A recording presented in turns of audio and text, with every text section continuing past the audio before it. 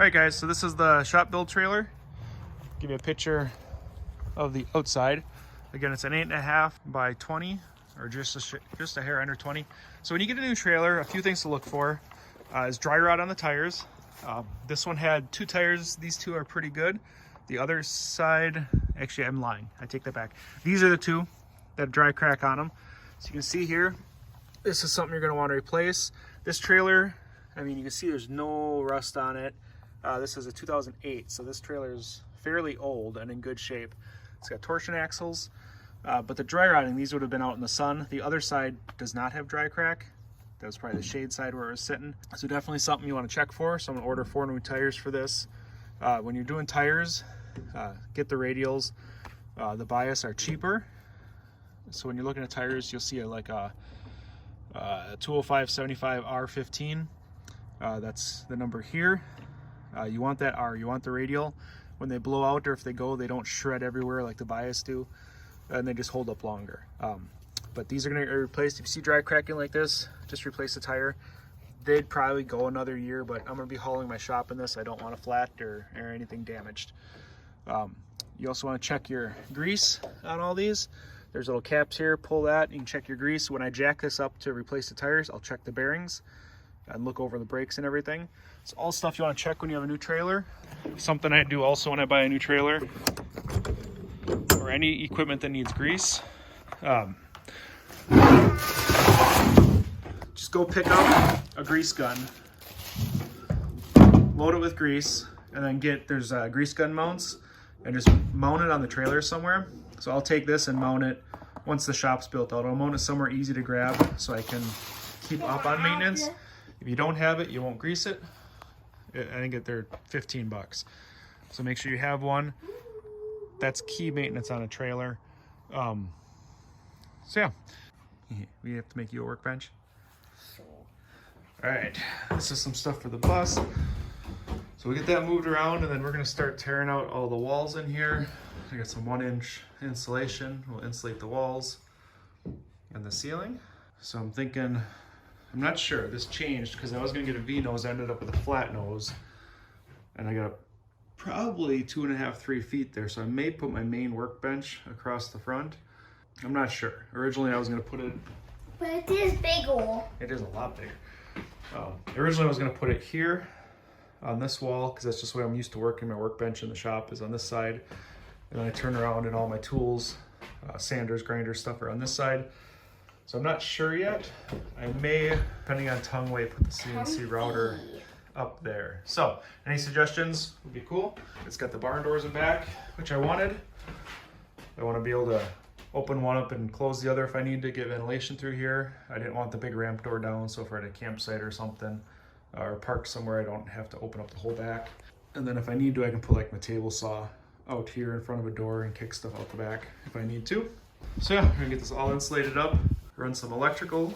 Part of the thinking with this is we travel quite a bit, and some of the restrictions to my travel is being back to get orders done in the shop and stuff. So with this, I can bring a mini shop with me.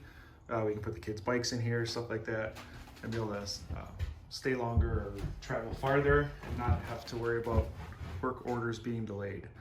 And then also this is going to be a maker shop. So I'm going to have my CNC router in here. I've got 2 3D printers I'm going to add to here. And I'm Why don't you keep one in the shop and then have one in the here? Well, because we can run 2 in here and we can make our stuff quicker. This part of this board for stuff off. All right, we're starting to tear into the trailer. We're going to get this 3/8 plywood off the walls. We'll run wires where we need to. We're going to run insulation. And I'm probably going to get a Reflectix to go over it and some pegboard. Can you help me, Dad? You got it. What? He's tearing out all the trim strips. And just try it. Yep, there you go. Go like this and then start from the top. Pull it out. And then figure out what to do with the ceiling. I'm probably going to drop this down, I'm going to do inch insulation.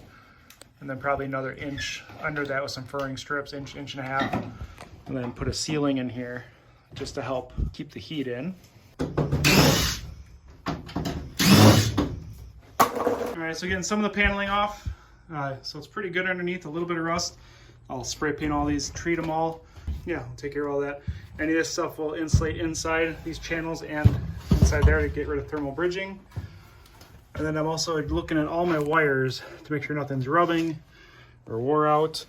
I'll go through and tape this stuff up. I'll make sure it's all good. Seal off all these spots before I insulate. And again, just checking everything over. So yeah, looking pretty good so far. Finish taking plywood off. Start cutting insulation. Got the tape.